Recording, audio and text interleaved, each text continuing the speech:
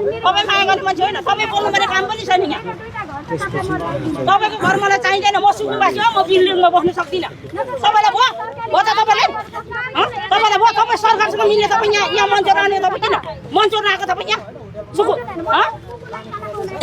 तपाईँले कुकुरलाई खाना खुवाउनु पर्दैन तपाईँले आज एक दिन खुवाएर हुन्छ पहिले यत्रो वर्ष कसले खुवायो यहाँ फोहोर पार्ने तपाईँ हो एक नम्बर तपाईँ हो फोहोर पार्ने कुरा बुझ्नुभयो के फोहोर गरेको हो तपाईँले फोहोर पार्ने भएको तपाईँले फोहोर पार्नु भएको मैले 3000 को सुनको दाम आउँछ तपाईँ सुनको दामको कुरो गर्ने किन तपाईँ बोल्नुपर्ने काम छैन तपाईँ को यहाँ बोल्न आउने मलाई तपाईँ पत्रकार हो कि तपाईँ यहाँ हो कि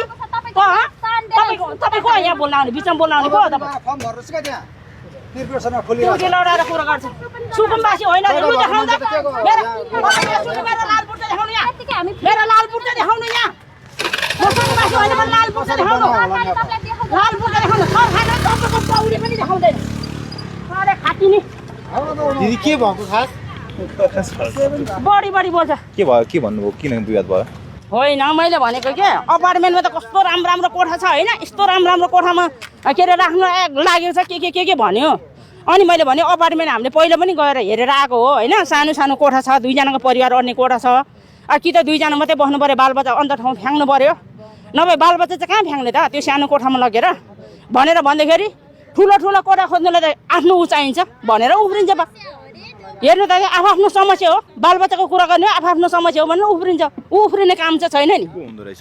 खै को म चिन्दिनँ यहाँ हेर्नु न बाख्रालाई अलिकति त्यो गाजर दिएर उहाँ कतिदिन नाटक देखाइरहेको छ यत्रो वर्षसम्म चाहिँ बाख्रालाई कसले दियो उसले दियो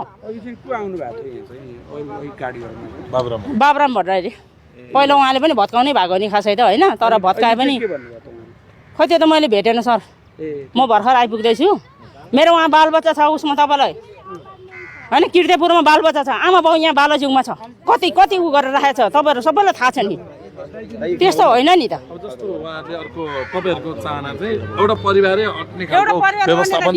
सर हो कि होइन भन्नुहोस् न एउटा परिवार अड्ने त दिनुपर्छ कि बालबच्चा फ्याँकेर बुढाबुढी मात्रै बस्ने त बालबच्चा नहुने संसारमा को चलु भन्नुहोस् हो कि होइन भन्नु न बालबच्चा नहुनेलाई अप्ताले भन्छ हाम्रो पनि बालबच्चा छ सुकुम्बासी भए पनि हाम्रो पनि बालबच्चा जन्मिएको छ नि हामीले अहिले बालबच्चाको पढाइ हेर्नु कसरी बिग्रिएको छ यतिखेर सबैको बच्चा पढिरहेको छ हाम्रो बालबच्चा उहाँ कोठामा थन्को लगाएर राखेको छ अझ भनौँ भने बाहिर पनि निस्किनु दिएको छैन कति टेन्सन कति तनाव छ हामी त बालाजीपट्टि बसेको भएर मात्रै निसेर आउनु पाएको कति त आउनै पाएको छैन धेरै तनाव छ नि तपाईँ माया गर्नु मान्छे